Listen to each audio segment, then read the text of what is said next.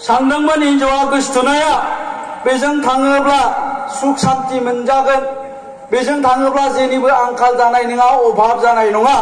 नाथाय थांनायनि बोसोरसे उनावनो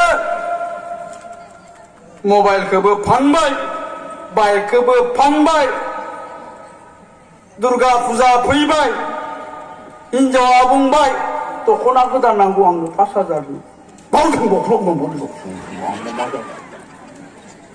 दख'ना हैबाबो दख'ना होनो हाया, लोखि फुजायाव थांनो नांगौ 2,000 फैसा, मानि 2,000 मबाइल रिसार्ज सोनोबो फैसा होनो हाला, दख'ना गोदानबो होनो हाला, थाखा फैसा होनो हाला।